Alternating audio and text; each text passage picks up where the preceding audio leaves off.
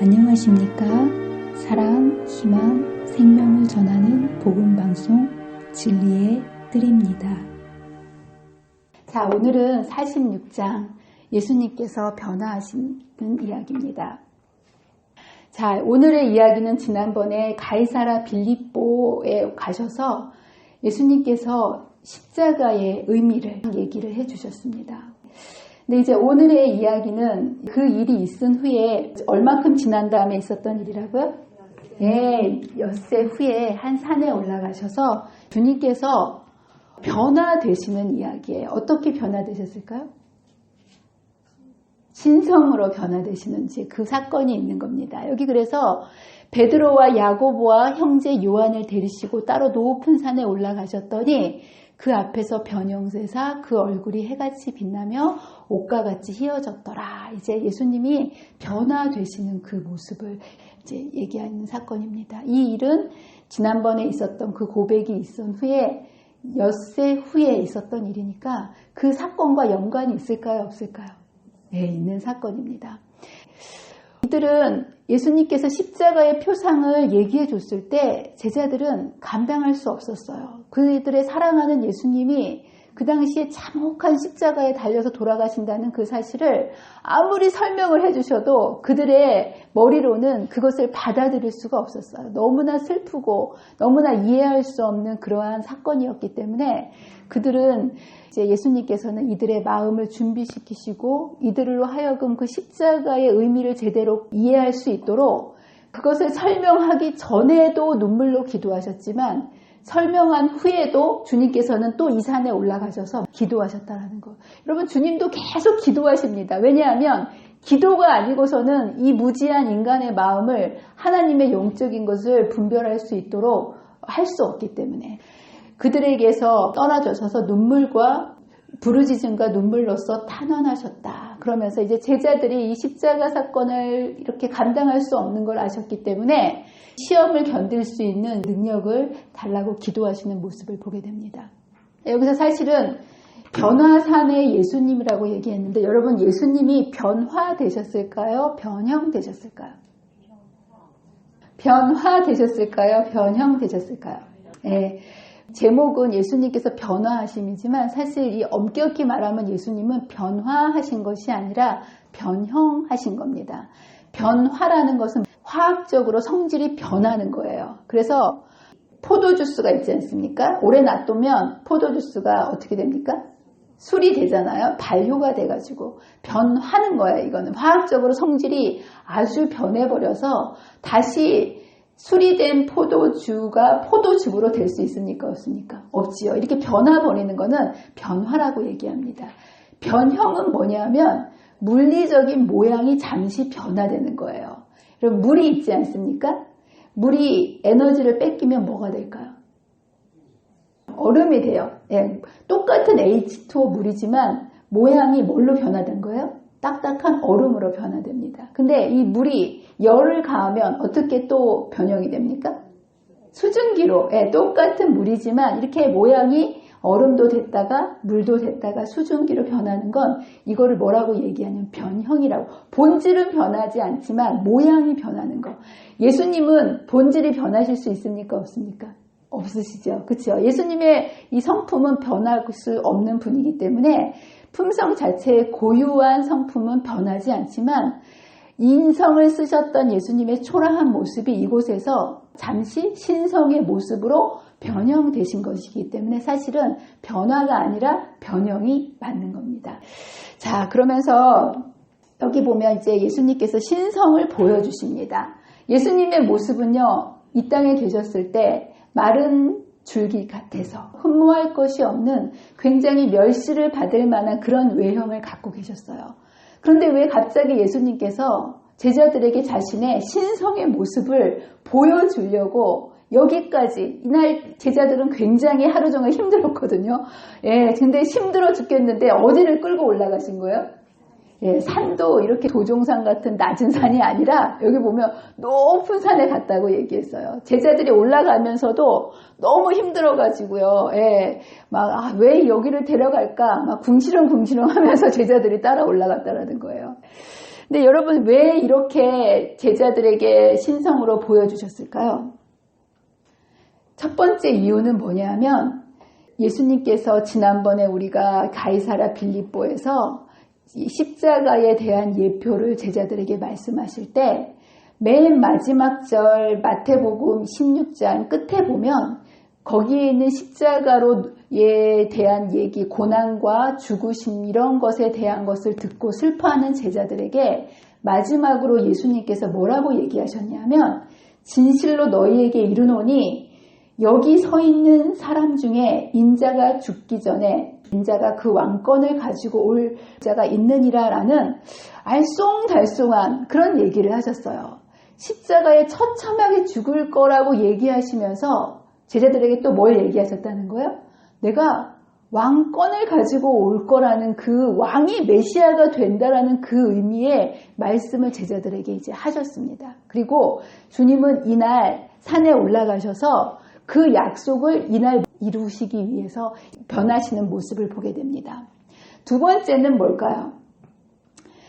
십자가의 예표를 통해서 두려움과 슬픔과 그 의미를 제대로 알지 못하는 그 제자들에게 견딜 수 있도록 그 슬픔과 두려움을 제자들이 너희들이 지금 바라보는 이런 것이 끝이 아니라 과정이다.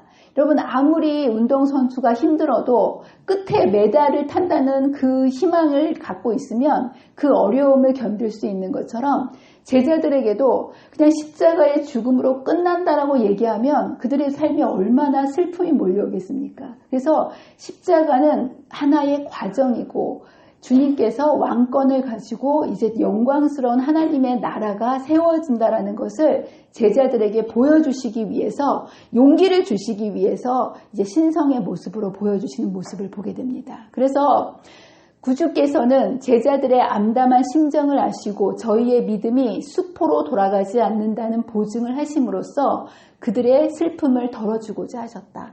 제자들은 예수님을 왜 따랐다고요? 왕이 되실 줄 알고, 그쵸? 예. 메시아로서 따랐는데 그런 믿음을 가지고 따랐음에도 불구하고 예수님이 십자가로 돌아가시는 모습은 그들에게 견딜 수 없는 절망이었겠지 않겠습니까? 그래서 그들의 믿음이 수포로 돌아가지 않도록 하시기 위해서 그분의 영광스러운 모습을 미리 보여주시는 모습을 보게 됩니다. 그러면서 예수께서는 제자들이 당신의 신성의 나타남을 보므로 예수가 확실히 하나님의 아들, 그렇게 처참히 돌아가신 분이 그냥 그것으로 끝나는 죄인의 모습이 아니라 이분이 하나님의 아들이라는 것, 그리고 그의 치욕적인 죽음은 구속의 경륜, 우리의 죄를 대속하시기 위해서 피를 흘리셔야만, 죄값을 치르셔야만, 그리고 우리가 구원받을 수 있기 때문에 주님께서 겪으시는 하나의 구속의 경륜의 일부라는 것을 알므로 가장 심한 고뇌의 시간에 저들이 위로받게 되기를 간구하신 것이다. 그래서 이제 이들에게 예수님의 신성의 모습을 보여주시는 모습을 보게 됩니다. 그런데 또 한 가지 희한한 거는 그러면 12명의 제자들을 다 데리고 가셔야지. 그렇죠? 이렇게 중요한 사건에 왜 3명의 제자들만 쏙 데리고 가셨을까요? 예수님이 차별하시나요? 왜 이때 이렇게 중요한 사건, 제자들이 다 슬프지 않겠습니까? 12명 다. 그런데 그 중에서 왜 3명의 제자들만 데리고 가셨을까요? 사실 예수님은 12명의 제자들 더 사랑하시는 제자가 있었을까요? 없었을까요? 여러분들 예수님이 제일 사랑하시는 제자가 누구였을까요? 여러분들은 요한이라고 생각하시죠? 예수님은 모든 사람을 똑같이 사랑하십니다. 정말 감사하지 않습니까? 유다도 요한도 다 똑같이 사랑하십니다. 그런데 우리들 보기에 왜 요한이 가장 사랑하시는 제자처럼 느껴지냐면 요한은 그 사랑을 가장 많이 받아들인 사람이라는 거예요. 여러분 하나님께서 햇볕을 비춰주실 때 하나님 믿는 사람 더 많이 비춰주시고 안 믿는 사람 조금 비춰주십니까? 아니죠. 의인과 악인을 다 똑같이 비춰주시는 것처럼 하나님의 사랑은 모든 사람에게 똑같이 한량없이 부어주십니다. 그런데 그것을 얼마나 내가 마음의 문을 열고 받아들이느냐에 따라서 사랑하는 제자가 되는 거라는 거예요. 저와 여러분이 주님을 향해서 마음을 활짝 열게 되시기를 바랍니다. 예, 여기에서 3명의 제자들이 이렇게 데려가 가신 것은 이들이 예수님을 가장 많이 사랑했던 사람이었다는 거예요. 그리고 예수님을 가장 많이 사랑했기 때문에 예수님을 위해서 고난도 불사하고 가장 많이 받았던 사람이 이 3사람이라는 거예요. 예수님의 제자들 중에서 여러분들은 수제자라고 생각하지만 이 제자들은요, 사실 이 다른 제자들보다 고난을 가장 많이 받았던 제자들입니다. 여기 그래서 고난을 가장 많이 받았기 때문에 그것을 견딜 수 있는 힘이 필요하지 않습니까? 그렇기 때문에 그들에게 이 십자가의 영광을 보여주신 거예요. 여기 이렇게 되어 있어요. 겟세마네에서의 그의 고뇌를 목도할 3 제자들만이 그와 함께 가도록 택함을 받았다. 고난의 순간순간마다 주님의 고난을 가장 깊이 주님을 사랑하기 때문에 가슴으로 느꼈던 사람이고요. 실제로 여러분들 초대교회에 순교 3인방이 있습니다. 제일 먼저 초대교회에서 순교당했던 사람이 누군지 아십니까? 야고보예요. 야고보는 스데반보다도 먼저 죽음의 자리에 나갔고 죽음으로써 초대교회에 피로써 씨앗을 뿌린 사람이 바로 이 야고보입니다. 그리고 여러분 베드로 아시죠? 베드로는 비록 예수님을 부인했지만 회개하고 돌아와서 초대교회를 위해서 그의 목숨까지 내놓고 그의 전 생애를 초대교회 예루살렘 교회를 세우는데 가장 힘을 많이 썼던 사람이 베드로입니다. 그래서 이 초대교회는 유대인을 중심으로 한 예루살렘 교회의 기둥이 누구냐면 베드로예요. 가장 많이 이 힘들게 이 목회를 한 사람이 이제 베드로였고, 요한은 어떤 역할을 했을까요? 마지막까지 가장 오랫동안 살았지만 평생을 복음을 전하면서 마지막까지 산 순교사로서 고난에 참여했던 사람이기 때문에 이 순교 3인방 이들에게 고난을 이길 수 있는 하나님의 영광을 보여주시는 모습을 보게 됩니다. 여러분들 이날 주님께서 무슨 기도를 하셨을까요? 무슨 내용의 기도를 하셨을 것 같으세요? 이걸 여러분들 참 감사한 게 성경에는 무슨 기도를 드렸다고 되어 있지 않아요. 근데 우리에게는 뭐가 있습니까? 정말 그 빛을 비춰주는 또 빛이 있지 않습니까? 이 예언의 신에 보면 그 정말 고뇌의 시간, 그 어두컴컴한 그 산에, 깊은 산에 올라가셔서 땀을 부여잡고 정말 고통의 눈물을 흘리시면서 기도하셨던 그 내용을 여기에 이렇게 기록해 놓고 있습니다. 3가지의 기도를 드렸어요. 어떤 요지의 기도를 드렸었냐 하면 십자가가 정말 고통스럽지만 그 십자가 이후에 영광을 보게 된다면 고난을 참을 수 있지 않겠습니까? 그래서 주님께서는 십자가로 인해서 탄생할 그 은혜의 왕국을 지난번에 45장에서 십자가의 예표에서 보여주셨어요. 여러분, 십자가의 피를 흘림으로 이 땅에 뭐가 탄생한다 그랬죠? 교회가 탄생했죠. 예수님께서 돌아가심으로 인해서 이 땅에 은혜의 왕국이 탄생하는 거예요. 교회가 탄생한다라는 그 사실을 지난번에 십자가의 예표에서 교회가 탄생할 것을 말씀해 주셨다면 오늘 이 변화산에서의 사건을 통해서 예수님께서 십자가에 달려 돌아가심으로 이 하나님의 나라가 이 세상에 세워질 영광스러운 영광의 나라를 주님께서 이번 재림의 표상을 보여주시는 모습을 보게 됩니다. 그래서 여기에 보면 예수께서 세상에 창조되기 전에 여러분들 영광의 왕국을 보여주시려면 영광의 왕국에는 반드시 뭐가 있어야 됩니까? 왕이 있어야 되지 않겠습니까? 그래서 그 영광의 왕국의 그 하나님의 신성의 모습을 제자들에게 보여주는 것이 중요했어요. 그래서 주님께서 기도하신 것은 이 당시에 그 영광의 왕국의 왕으로서의 신성의 모습을 제자들이 볼 수 있도록 그 영광을 제자들에게 나타나게 해달라는 그 기도를 드리십니다. 2번째 기도는 뭘까요?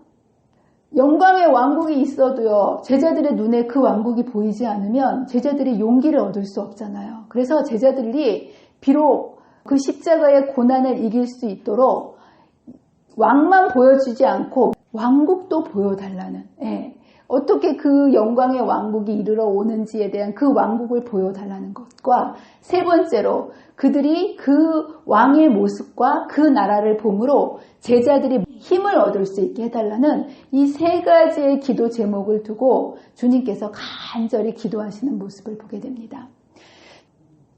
자, 그래서 이제 하늘에서 주님께서 그 어두컴컴한 산에 가면 빛이 있습니까? 여러분들은 지금 도시에 살고 계시니까 해가 지면 그래도 환하게 이렇게 걸어 다니시는데요.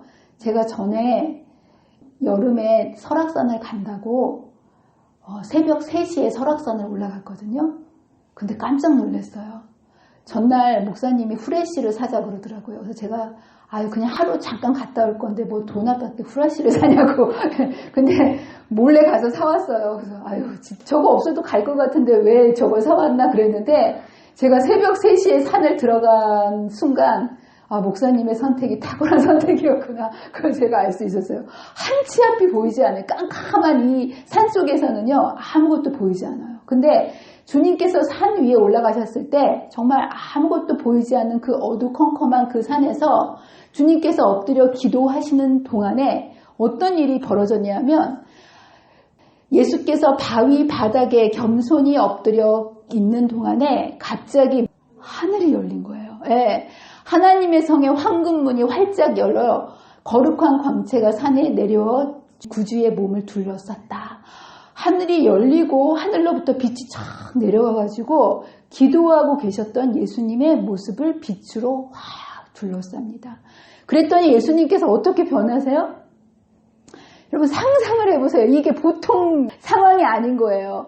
육신으로 계셨던 예수님의 모습이 신성을 가지시고 인성을 입고 이 땅에 오시지 않았습니까? 그래서 여러분과 저와 다름없는 그런 모습으로 계셨는데 하늘에서 빛이 쫙 내려오시자 내부에서 있었던 신성이 인성을 통하여 번쩍이고 하늘에서 임하는 영광과 교차되었다. 갑자기 캄캄한 숲속에 신성으로 인해가지고 막 엄청난 빛으로 환하게 비치게 되는 거예요. 그러면서 이제 예수님께서 그 다음에 예수님의 심령의 고뇌는 사라지셨다. 그의 용모는 이제 해같이 빛나며 옷이 빛과 같이. 이런 거 여러분 보셨어요? 아마 못 보셨을 거예요. 정말 이 해같이, 여러분 해를 볼 수 있습니까? 해 못 봐요. 근데 주님이 이때 모습이 한밤중인데 뭐 같으시다고요? 해같이, 빛같이 이제 빛나는 모습으로 그 신성의 자태를 가지시고 일어나셔서 우뚝 서시는 모습을 보게 됩니다. 두 번째는 기도가 뭐였습니까? 영광의 나라. 여러분 영광의 나라는 뭡니까? 재림 아니겠습니까? 그렇죠? 그래서 여기 보면 두 번째는 이제 제자들에게 하신 구주의 약속은 이제 성취되었다. 여기에 누가 나타나냐 하면 엘리야하고 모세와 예수님이 그 바위 위에 딱 서십니다. 여러분 이게 무엇을 의미할까요? 그 세 명이 달랑 있는 게 이게 무슨 의미나 그런데 여러분 이 의미는 뭐냐면요. 예수님의 재림의 광경의 축소판입니다. 제가 이제 이전에 살던 곳이 부천인데요. 부천에 가면 볼만한 곳을 인터넷으로 치면 어떤 곳이 나오냐면 아인스월드라는 곳이 나와요. 그곳은 어떤 곳이냐면 저희도 사실은 가보지는 못했어요. 차를 타고 지나가면 이렇게 담 너머로 볼 수만 있어요. 입장료가 비싸기 때문에 들어가 보지는 못하고 가볼까 그러다가 한 번도 가보지는 못했어요. 근데 거기에 가보면 세계에 있는 109개의 건축물과 불가사의한 것들을요. 25분의 1로 미니어처를 만들어가지고요. 큰 정원을 만들어 놓은 거예요. 밤중에는 이제 그 불빛들로 이렇게 해가지고 굉장히 장관을 이루는데요. 그 모든 건축물들 생각나는 거 뭐 있으십니까? 유명한 건축물들 뭐가 있죠? 에펠탑, 만리장성, 개선문, 생각나는 거. 여러분들이 어디 놀러 가면 유명하다고 하는 모든 것들이 25분의 1로 거기에 딱 축소가 되어 있어요. 정말 사진 찍은 거 보니까 실물하고 거의 비슷하더라고요. 근데 여러분들 실물을 25분의 1로 축소해 놓으려고 하면 전체를 다 나타낼 수 있습니까? 없습니까? 없겠지요. 대표적인 어떠한 핵심 상징만을 이 미니어처는 표현할 수 있는 거예요. 예. 재림의 핵심 상징이 뭘까요? 재림하면 떠오르는 게 뭐가 있습니까? 여러분 재림하면 딱 떠오르는 게 뭐 있어요? 구름 타고 구름 떠오른다 들었어요. 근데 여러분들 잘 아셔야 돼요. 재림의 핵심 상징은 구름이 아니에요. 재림에 있어서 제일 중요한 거는 뭘까요? 제일 중요한 게 예수님이 오시는 게 제일 중요하니까 예수님이 제일 중요하죠. 그래서 재림의 모습을 딱 핵심 상징을 딱 세 개를 얘기하는 건데요. 첫 번째는 왕으로 오시는 이제 예수님이 딱 중간에 서신 거예요. 재림에 있어서 제일 중요한 게 예수님 아니겠습니까? 우리를 데리러 오시는 거니까. 그래서 여기에 이제 보면 제일 중앙에 예수님이 딱 서 계시는 거고요. 또 다른 재림에 있어서 제일 중요한 상징은 뭘까요? 죽었던 의인들이 부활해서 올라가는 거 아니겠습니까? 그래서 여기에 보면 누가 나타난 거예요? 모세가 나타난 거예요. 모세는 죽어서 하늘에 올라간 사람을 상징하고 있거든요. 죽은 사람이 이제 예수님 오실 때 믿음을 가지고 죽은 사람들이 다 부활할 것인데 그것을 상징하기 위해서 하늘에 간 사람이 바로 모세고 이때 그 예수님의 재림의 상징으로서 가장 핵심적인 모습으로 모세가 나타납니다. 또 엘리야는 그럼 왜 나타났을까요? 엘리야는 죽지 않고 어떻게 하늘에 간 사람이에요? 살아서 간 사람이기 때문에 이 세 분의 모습을 통해서 그 미니어처를 통해서 원래 모형을 전체 다 표현할 수는 없지만 어느 정도의 모습을 생각하고 그것에 대한 기대를 갖게 하는 것처럼 바로 재림의 핵심 요소인 예수님과 살아서 그리고 죽어서 하늘에 갈 사람들을 상징한 이것을 통해서 영광의 왕국이 무엇인지를 제자들에게 보여주셨다는 거예요. 여기에 보면 약속하지 않았습니까? 여기 있는 자들 중에 내가 올 것을 너희들 중에 보겠다 했던 그 모습이 바로 이 재림의 모습을 보여주는 모습을 보게 됩니다. 산 위에서 미래의 영광의 왕국이 수축소판으로 나타난 바 되었으니 곧 그리스도는 왕이요 모세는 부활한 성도들의 대표자요 엘리야는 변화된 자들을 대표하였다라고 얘기하면서 그날 제자들에게 영광스러운 영광의 왕국을 하나님의 신성의 모습과 더불어 하나님의 나라의 모습을 보여주는 모습을 보게 됩니다.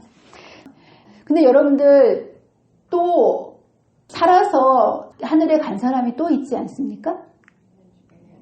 또 누가 있죠? 에녹도 있죠. 근데 왜 하필이면 이 사람들이 뽑혔을까요? 그리고 이러한 특별한 일에 사실은 천사가 위로하러 올 수도 있고 다른 사람들을 보낼 수 있는데 이들이 선택받아서 온 자들의 이유가 뭘까요? 이들은 사실 산자와 죽은 자의 표상이기도 했지만 엘리야와 이 모세는요. 각 시대의 구주의 역할을 가장 잘 이해하고 감당했던 자들이라는 거예요. 천사도 할 수 없는 그 위로를 할 수 있는 사람들이라는 거예요. 사람이 자기가 겪어보지 않은 것들을 이해할 수 있습니까? 절대로 이해할 수 없어요. 여러분들 아무리 이렇게 슬픔에 빠지고 고통에 있는 사람들을 어떤 말로도 너무 큰 슬픔은요. 사실 위로할 수 있을까요? 없을까요? 없습니다. 그럴 때는 때때로 내가 경험해보지 못한 것을 어설프게 위로했다가는 위로가 되지 못해요. 그렇죠? 그럴 때는 침묵이 금입니다. 예. 근데 여러분들 제가 이렇게 때때로 어떠한 상황 속에 놓여 있을 때, 제 이 위로가 필요할 때, 제가 전에 그 우울증 때문에요. 정말 삶이 너무 괴로울 때가 있었어요. 정말 어떤 말로 위로를 해줘도 제 가슴에 다 꽂히더라고요. 위로를 한다고 위로를 하는데 그 위로해주는 말로 인해서 또 상처를 받는 거예요. 우울증을 겪을 때는 그렇더라고요. 예. 근데 제가 이 우울증 때문에 몸이 너무 약해져가지고요. 마음이 약해지니까 몸도 같이 약해지는 거예요. 그래서 야 내가 어디 몸이 이게 도대체 어디가 아픈 게 분명하다 생각을 해가지고 제가 건강검진을 받으러 갔어요. 근데 이제 병원에 가서 건강검진을 받으러 갔는데 제가 너무 잠을 못 자고 못 먹고 그 우울증 때문에 그냥 거의 폐인이 되다시피 해가지고 진찰을 받으러 갔더니 몸을 진찰하시던 그 의사 선생님이 저를 이렇게 보시더니만 너무 측은했는지 나한테 전화번호를 달라 그러는 거예요. 그래갖고 이제 전화번호를 드리고 왔어요. 근데 그 다음날 그 의사 선생님의 사모님한테서 저한테 전화가 온 거예요. 왜 전화를 하셨냐면 그분이 저 같은 우울증을 겪으셨던 분이에요. 그분이 그 우울증을 겪으셨고 이제 제 얘기를 듣고 근데 여러분 그게 쉽지 않지 않습니까? 근데 제가 얼마나 다 죽어가게 보였는지 그분이 자기 부인한테 얘기를 해가지고 저한테 이제 전화를 이렇게 주게 하신 거예요. 근데 그 전까지는 그 어떤 말로도 제 마음을 위로해주는 사람이 없었어요. 여기를 가도 저기를 가도 뭐 제 마음 속에 있는 이런 답답함과 이 어둠 속에 있는 이 터널들이 어떻게 해결될 길이 없었거든요. 근데 이제 그분이 제게 전화를 해가지고 나도 이렇게 힘들었는데 이렇게 해서 많이 도움을 받고 이렇게 해서 좋아졌다라는 그 얘기를 저한테 전달해 주는데요.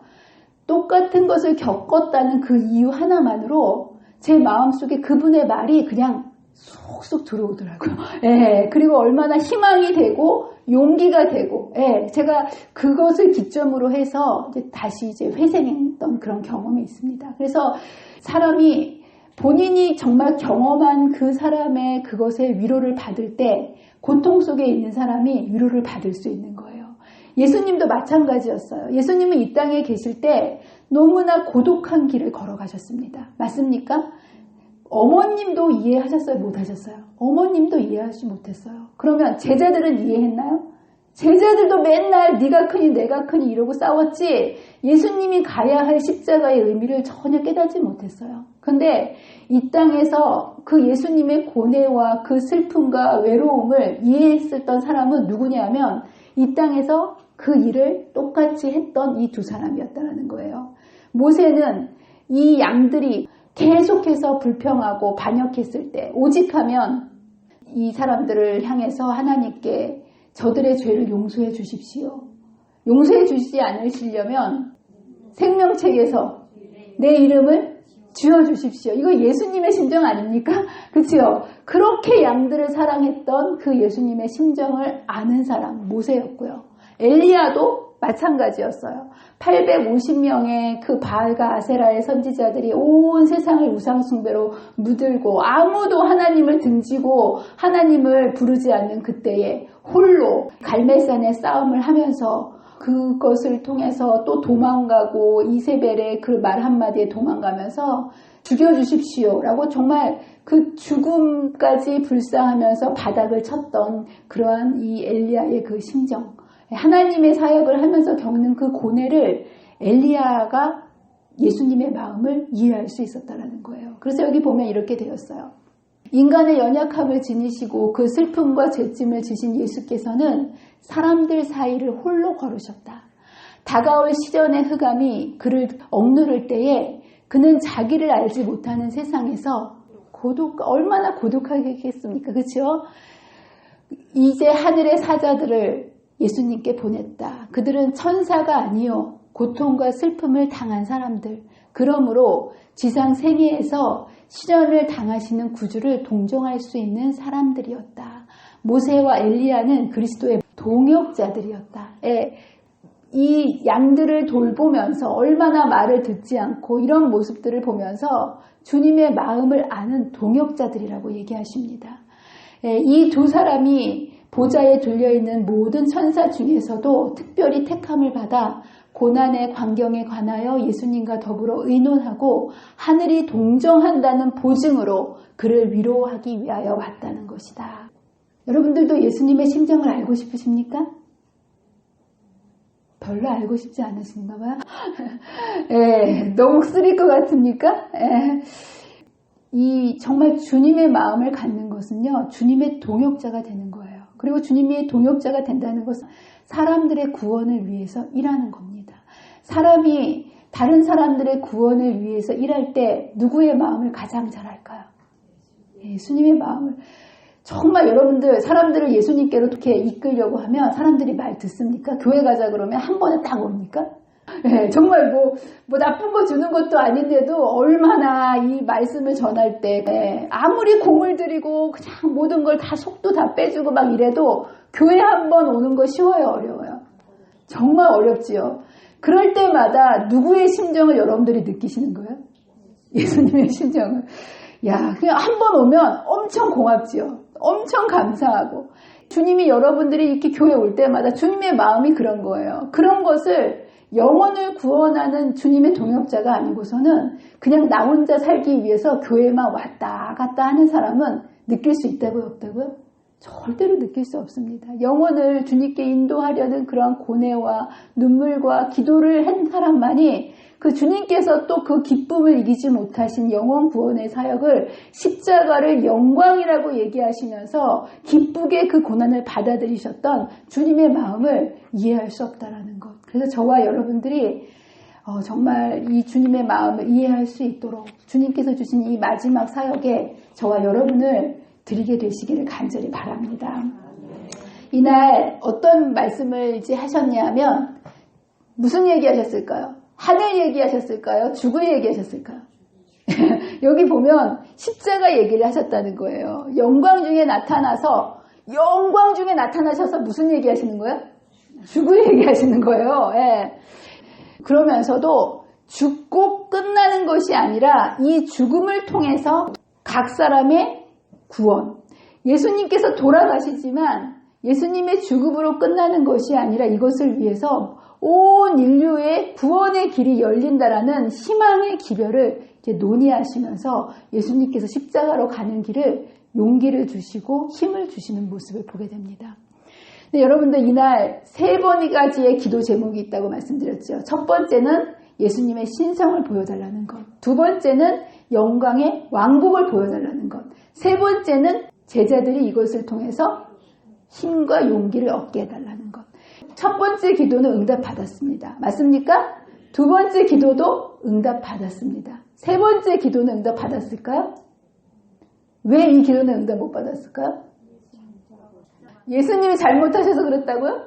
예수님이 십자가에 돌아가셔야 그 말씀이에요. 아니에요. 이날 제자들이 세 번째 기도 못 받은 것은 잠자고 있었기 때문이에요.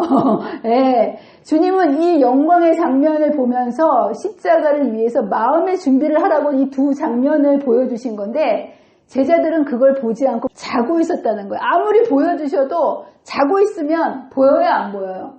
예, 이들에게 보여주시기 위해서 그날 이 엄청난 하늘이 열리는 일을 하셨지만 그들은 잠을 잤기 때문에 그들의 태만으로 인해서 이 놀라운 사건을 보지 못하는 모습을 보게 됩니다.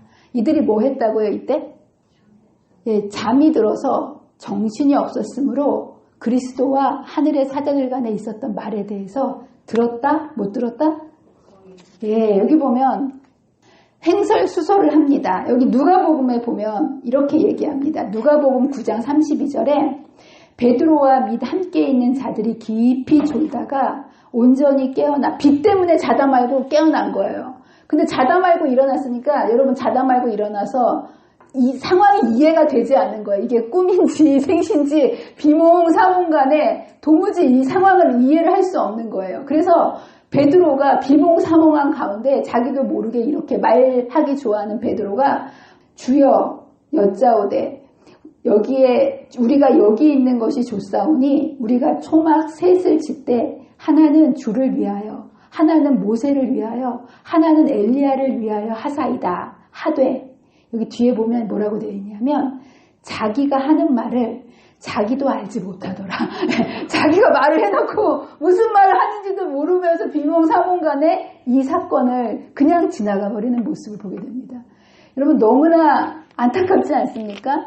이들이 여러분들 기도하지 않았기 때문에 잃어버린 것들이 있습니다. 뭐를 잃어버렸냐 하면 첫 번째는요. 이들이 모든 것을 보여주셨는데 그들이 그것을 보지 않았기 때문에 마음의 준비를 못하는 모습을 보게 됩니다. 여기 이렇게 되어 있어요. 그리스도의 고난 당하심과 그 뒤를 따르는 영광에 대한 지식을 얻지 못했다는 거예요. 이들은 십자가만 볼 수 있었지 그 뒤에 뭐를 못 봤다는 거예요? 영광의 왕국과 신성의 모습을 제대로 보지 못했기 때문에 그 영광에 대한 지식을 얻지 못했고 그들은 십자가를 받아들일 마음의 준비를 하지 못하는 모습을 보게 됩니다. 저는 간이 좀 작아요. 그래서 저는 절대로 스포츠 경기를 보지 않습니다. 축구를 봐도 앉아서 볼 수가 없어요. 야구를 봐도 볼 수가 없어요. 너무 스트레스를 받기 때문에 저는 경기 결과를 절대로 보지 않습니다. 그냥 결과만 알면 돼요. 그냥 나중에 물어봐요. 이겼냐 졌냐 그것만 알면 돼요. 근데 여러분들 뭔가 이런 것들 경기를 봐도요. 결과를 모르고 보면 마음속에 스릴이 있지 않습니까? 그거는 스릴이라고 얘기할 수 있어요. 그런데 여러분들 이 제자들이 겪는 이 고통은요. 너무나 고통스럽고 처참한 광경이었는데 그들이 이것을 통해서 얻는 영광을 알 수 있었다면 사실 이들이 그 고난의 과정을 훨씬 더 쉽게 넘어갈 수 있지 않았겠습니까? 아무리 아슬아슬한 경기라도 여러분 경기의 결과를 알고 보면 마음 편하지 않겠습니까? 그렇죠? 제자들이 바로 이런 격이에요. 기도하지 않으므로 결과를 알 수 있었는데 가슴 졸이면서 십자가의 그 슬픔과 그 고통을 고스란히 겪어야 했다라는 거. 이들이 이날 깨어 있었다면 그 결과를 알았기 때문에 똑같은 십자가의 고통을 겪을 때 훨씬 더 마음의 준비를 가지고 의연하게 그 고통을 받아들일 수 있었다라는 거예요. 근데 그들은 영광을 봤다 못 봤다? 보지 못했다라는 거. 너무 안타깝죠. 두 번째는 뭐냐면요. 그들은 예수의 자아 희생에 참여함으로써 그들의 것으로 삼을 수 있었던 축복을 잃어버렸다라는 거예요. 제가 좀 아까 말씀드렸죠. 동명상련. 똑같은 것을 겪어봐야 이해할 수 있다는 거예요. 자기가 경험하지 않은 것은 이해할 수 없는데 여러분 인간이 누릴 수 있는 최고의 차원은 인간으로서 신의 성품에 참여하는 거 아니겠습니까? 주님의 마음을 아는 거예요. 여러분들 이게 하나님의 마음을 안다는 건 인간으로서 정말 얼마나 고귀하고 아름다운 특권인지 모릅니다. 제자들이 그날 저녁에 깨어서 예수님과 함께 기도했더라면 그 십자가의 고난과 죽음에 동참하는 자로서 그 예수님의 세상을 구원하신 그 고뇌를 가슴속 깊이 경험할 수 있는 기회였지만 이들이 이날 잠을 잠으로 인해서 그들이 그 예수님의 십자가의 고난을 이해할 수 없, 그 엄청난 그 희생의 참여를 할 수 없는 모습을 보게 됩니다. 세 번째로는 이들은 이것을 통해서 미리 알았더라면 믿음을 가지고 여러분 믿음을 가지면 보이지 않아도 시련을 견딜 수 있습니까? 그렇죠? 여기 보면 그들은 이것을 기도하지 않으므로 그들은 믿음을 가질 수 없었고 그들은 이 믿는데 더딘 믿음을 가졌으므로 하나님께서 그들을 부요하게 하신 보화를 거의 인식하지 못했다. 그들은요 십자가를 그냥 뭘로만 본 거예요? 십자가로만 본 거예요. 예수님은 믿음의 눈을 가지고 십자가를 통해서 인류 구원의 영광을 보실 수 있었는데 이거는 뭘로만 볼 수 있는 겁니까? 믿음으로만 볼 수 있는 거였거든요. 근데 제자들은 이것을 통해서 기도하면서 믿음을 가졌다면 이것을 이 보화를 바라볼 수 있었을 텐데 이들은 이때 기도하지 않으므로 믿음을 가질 수 없었고 그냥 십자가를 한 죄인의 처절한 죽음으로밖에는 볼 수 그런 눈을 가질 수밖에 없었다는 거.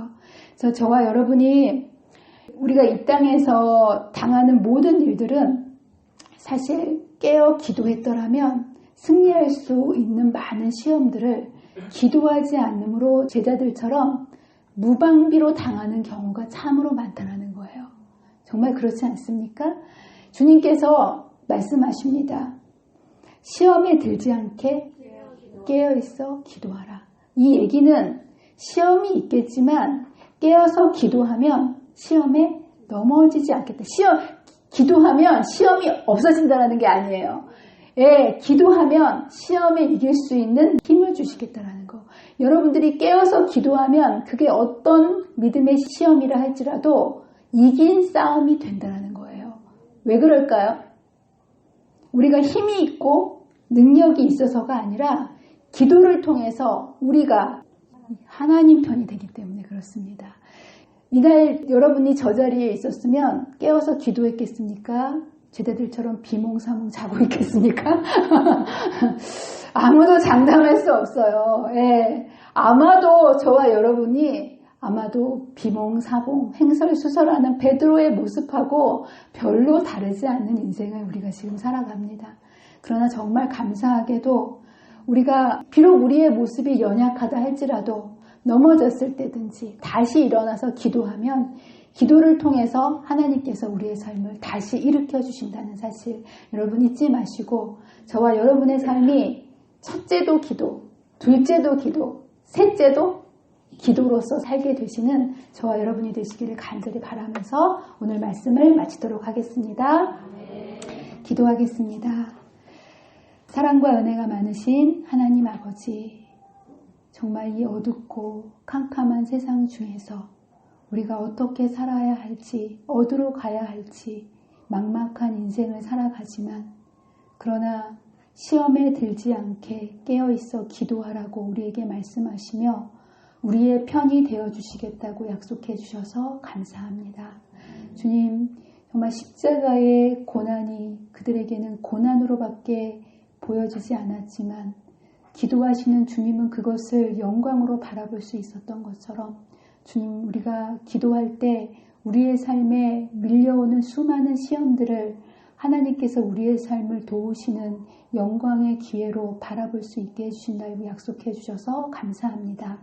주님, 우리가 세상에서 하늘을 향하여 본향을 향해 나아갈 때 말씀과 기도로 강건하게 되게 도와주시고 주님께서 주시는 성령의 힘으로 믿음의 발걸음을 멈추지 않고 전진해 나아가는 주의 귀한 자녀들이 되도록 도와주시기를 사랑과 은혜가 많으신 예수님의 이름으로 간절히 기도합니다.